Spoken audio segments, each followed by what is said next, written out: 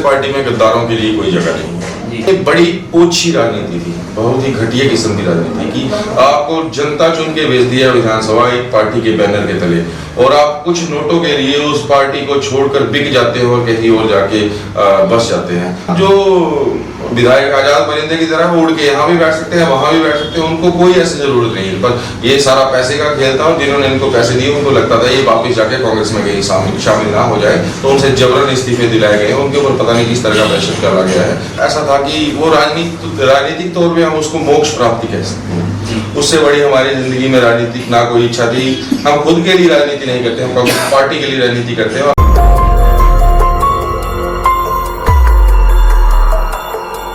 नमस्कार, मैं Krishna Singh, camera person Tarsem के साथ आवाज हिमाचल की मैं आप सब लोगों का एक बार फिर से बहुत बहुत स्वागत करता हूं। तो आज हम आपको लेके आए एक ऐसे व्यक्तित्व से मिलाने जिनका राजनीतिक में अगर बात की जाए तो अभी काफी अच्छी पकड़ है, लेकिन राजनीति की शुरुआत की जाए तो उनकी जो शुरुआत होती है वो जिला यूथ कांग्रेस के इलेक्शनों से शुरुआत होती है। फिलहाल वो जिला यूथ कांग्रेस के अध्यक्ष भी है, HRTC के उप निर्देशक भी है।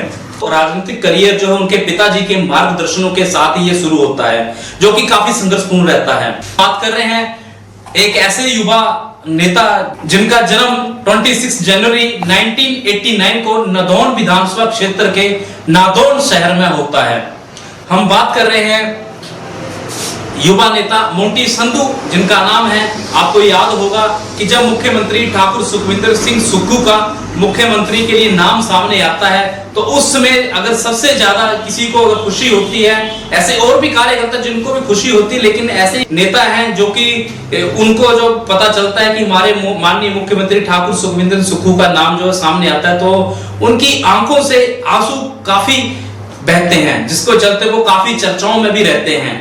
जी हाँ, हम आपको मिलवाने जा रहे हैं मोंटी संधू जी से। तो पहले तो सर आपका बहुत बहुत स्वागत हमारे न्यूज चैनल पे। धन्यवाद कृष्ण जी, मैं आपका भी धन्यवाद करता हूं जिन्होंने मुझे ये मौका दिया। जी सर, आप बताएं आपकी राजनीति की शुरुआत हुई वो कहां से और कब से और कैसे होती है? इसके लिए मैं धन्यवाद करना चाहूँगा ऑल इंडिया कांग्रेस कमेटी के जो हमारे पूर्व अध्यक्ष थे श्री राहुल गांधी जी, जिन्होंने एक नीति बनाई, ऐसी योजना बनाई यूथ कांग्रेस के अंदर चुनाव होगी जिसके एक आम परिवार का जो व्यक्ति है वो उठ के चुनाव लड़ सकता था और राजनीति में अपनी हिस्सेदारी जो निभा सकता था। 2013 की बात है जब मैंने पहली बार चुनाव लड़ा था और मुझे यूथ कांग्रेस का जो है विधानसभा क्षेत्र का उपाध्यक्ष बनने का मौका मिला था। तो तब से लेकर हमने हमारे विधानसभा के नेता ठाकुर सुखविंदर सिंह सुक्खू जी हमारे MLA होते थे उस टाइम से, हमने उनकी अगुवाई में यूथ कांग्रेस के लिए काम किया, कांग्रेस पार्टी के लिए काम किया, और 2013 से लेके 2019 तक मैंने एज ए वाइस प्रेसिडेंट काम किया। उसके बाद मुझे प्रदेश का जो है सचिव बनाया गया, प्रदेश युवा कांग्रेस का, और ज्वाला जी हमारे एडजॉइनिंग कंस्टिट्यूंसी है, वहाँ का मैं प्रभारी रहा हूँ 2019 में। उसके बाद 2020 के अंत में युवा कांग्रेस के फिर से चुनाव हुए और मुझे जिला युवा कांग्रेस का अध्यक्ष बनने का मौका मिला, और फिर से उसके बाद से हमने पिछले विधानसभा चुनावों से लेकर आज दिन तक हम इसमें काम कर रहे हैं और मेहनत करते हैं, पार्टी को सशक्त करने की कोशिश कर रहे हैं। जी, मैं आपको थोड़ा सा बता दूं कि ये वही व्यक्तित्व है जब 12 नवंबर को जो चुनाव होते हैं, विधानसभा के चुनाव होते हैं, फिर उसके बाद जो रिजल्ट आता है या यूं समझिए कि जिसमें मुख्यमंत्री जी की ओथ कार्यक्रम होता है, तो उससे पहले जो कांग्रेस में जो थोड़ी सी हड़बड़ थी या हलचल कह सकते हैं जिसे आप, जिसमें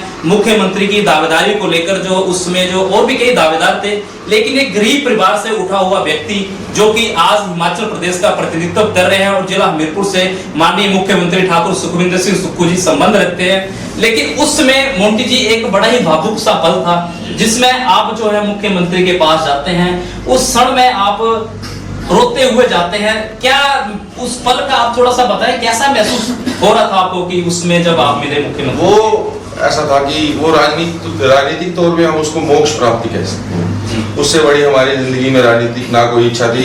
हम खुद के लिए राजनीति नहीं करते, हम पार्टी के लिए राजनीति करते हैं, और हमारे नेता है ठाकुर सुखविंदर सिंह सुक्खू जी है, जब वो प्रदेश के शीर्ष कुर्सी पे जाके बैठेंगे तो उससे बड़ी खुशी हमारे लिए कोई नहीं होती, और वो खुशी हमारी आंसू के रूप में बाहर आ गई। बस इतनी सी वो बात।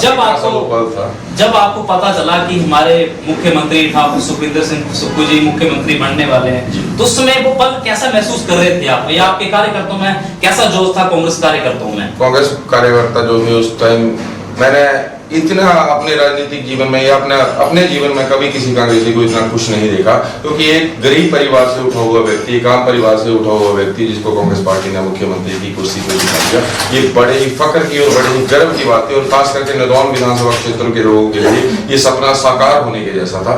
तो उस खुशी को जो है हम लफ्जों में कभी बयान नहीं कर पाएंगे, वो एक फील थी और वो हमेशा हमारे अंदर रहेगी और आप सबने वो देखा होगा जी।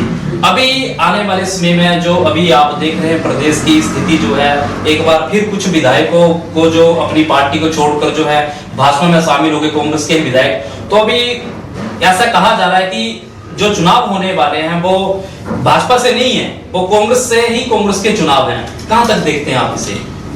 देखिए, ये बड़ी ओछी राजनीति थी, बहुत ही घटिया किस्म की राजनीति की।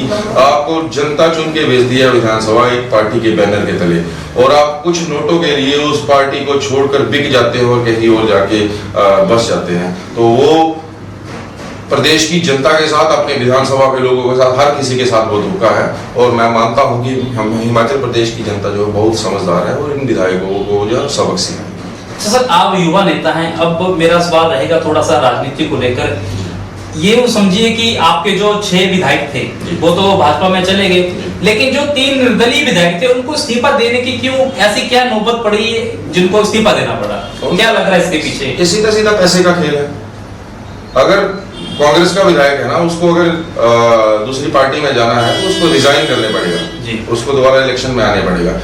आजाद जो विधायक आजाद परिंदे की तरह उड़ के यहाँ भी बैठ सकते हैं, वहां भी बैठ सकते हैं, उनको कोई ऐसी जरूरत नहीं है। पर ये सारा पैसे का खेल था और जिन्होंने इनको पैसे दिए उनको लगता था ये वापिस जाके कांग्रेस में कहीं शामिल ना हो जाए, तो उनसे जबरन इस्तीफे दिलाए गए, उनके ऊपर पता नहीं किस तरह का प्रेशर डाला गया है। तो आज वो उल्टी सीधी बातें कर रहे हैं और पार्टी से अपनी विधायकता से उन्होंने रिजाइन दिए, जबकि लोगों ने उनको इतनी आशाओं के साथ चुन के भेजा था। तो वो लोगों के साथ भी धोखा किया उन्होंने और कांग्रेस पार्टी के साथ भी।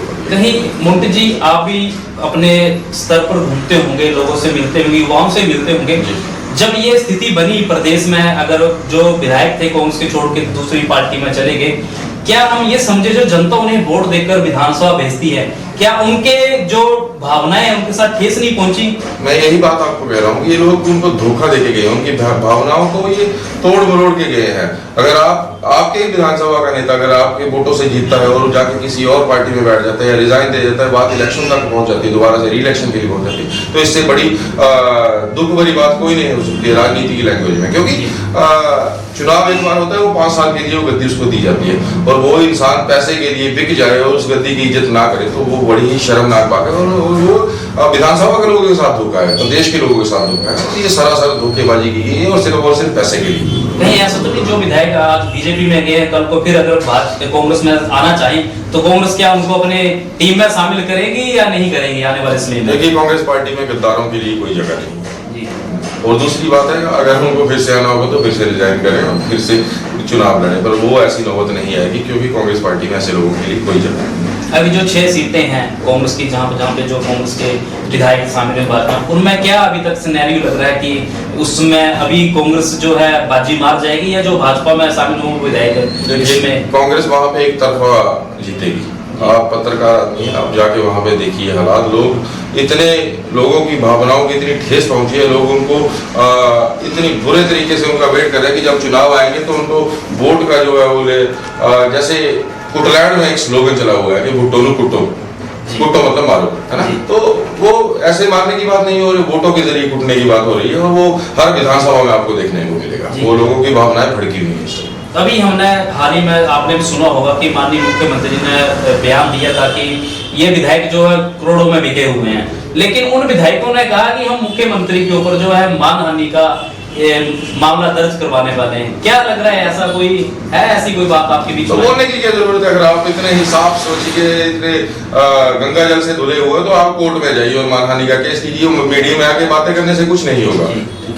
अगर आप इतने साफ चरित्र के और आपने कोई पैसे का लेन देन नहीं किया, तो आप जाइए कोर्ट। अभी की स्थिति अगर बात की जाए, इस समय जो स्थिति बनी हुई है प्रदेश में, अगर मान लीजिए चुनाव होते हैं, ये जो चुनाव आने वाले हैं, इसमें अगर कांग्रेस को तो चाहिए मात्र 1 सीट 10 सीटों में से, 9 सीटों में से, और भाजपा को चाहिए 10 सीटें, लेकिन फिर भी भाजपा ये दावा कर रही है कि हम जो है 4 तारीख को जो है सरकार हमारी बनेगी। क्या लग रहा है कैसे बनाएंगे वो, क्या आंकड़ा हो सकता है? आपने बचपन में कहावत बड़ी होगी, empty vessel make a noise, होता जना बाजे घना। बस ये जयराम जी वो अपनी डफली अपना राग बजा रहे हैं, कुछ नहीं हो रहा है, ये प्रदेश की जनता को गुमराह कर रहे हैं और जिसका कोई फायदा नहीं होने वाला है। कांग्रेस ये 6 की 6 सीटें भी जीतेगी और बाद में अगर 3 पे चुनाव होते हैं तो वो भी जीतेगी और कांग्रेस पार्टी 40 से 43 का आंकड़ा छुएगी और प्रदेश में स्थिर सरकार है और रहेगी और पूरे 5 साल चलेगी। हमीरपुर संसदीय क्षेत्र से आप किसे देख रहे हैं अनुराग ठाकुर के समक्ष जो प्रत्याशी है, जो उन्हें टक्कर दे सकता है? पार्टी जिसको भी ये मौका देगी हम उसके साथ हैं और इस बार कांग्रेस पार्टी का कैंडिडेट जीतेगा। फिलहाल सतपाल राय यादव जी का नाम सुनने में आ रहा है, अगर वो आएंगे तो बहुत अच्छी बात है। युवा है, कर्मठ है और कांग्रेस के पक्के सिपाही हैं, तो मैं चाहूंगा कि जल्दी से जल्दी पार्टी अपना टिकट घोषित करने वाली है, तो जो भी होगा हम उसके लिए डट के लड़ाई लड़ेंगे और उसकी मेहनत करेंगे उसको जिताने। क्योंकि ये सवाल इसलिए पूछा, 2 चुनाव होने वाले हैं, अब आपको जो है डबल मेहनत करनी पड़ रही है, तो इस डबल मेहनत में कहीं ना कहीं जो है ऐसा ना हो कि उपचुनावों के चक्कर में ये जो चुनाव होने वाले हैं इनमें कोई बीच में गैप रह जाए जिसकी वजह से भाजपा बाजी मार जाए। चुनावों के लिए हमें मेहनत करने की जरूरत नहीं है, क्योंकि वो लोगों की भावनाएं जो है ना उनको उन्होंने आहत किया है, उनको उसका हर्जाना भुगतने पड़ेगा और कांग्रेस पार्टी जीतेगी। हमें पूरे प्रदेश की जनता हिमाचल के मुख्यमंत्री ठाकुर सुखविंदर सिंह सुक्खू जी के साथ है। उपचुनावों की हमें चिंता करने की कोई जरूरत नहीं, वो हम हर लेवल पे मतलब हम 100% श्योर हैं कि उसको हम जीतेंगे और लोकसभा को भी हम जीतेंगे, उसके लिए भी हम मेहनत करेंगे। अभी क्या कहेंगे आप प्रदेश की जनता को इन चुनावों को, आने वाला भी? मैं प्रदेश की जनता से एक ही रिक्वेस्ट करना चाहूंगा कि ये जो गंदे स्तर की राजनीति हिमाचल प्रदेश में ये 28 फरवरी से शुरू हुई है, ये पैसों के पीछे जो ये विधायक बिके हैं, ऐसे विधायकों को ऐसा सबक सिखाए कि इनकी जमानतें जब्त हो और प्रदेश में दोबारा कोई नेता जो है बिकने की हिम्मत न करे। जी, तो ये थे हमारे बीच में मोंटी संधू जी, जिन्होंने अपनी बड़ी बेबाकी से बात रखी और जो प्रदेश में जो इसमें हालात बने हैं, चाहे उपचुनावों की बात की जाए या जो दूसरे चुनाव आने वाले हैं उनकी बात की जाए, लेकिन कहीं ना कहीं जो विधायक हैं, जो बागी विधायक हैं जो छोड़ के गए हैं कांग्रेस पार्टी को, भाजपा में शामिल हुए हैं, उसके बाद जो सिनेरियो बना है पूरे प्रदेश में, ये नेताओं के ही खेल समझिए, कुर्सी की खेल है ज्यादा से ज्यादा आप समझिए।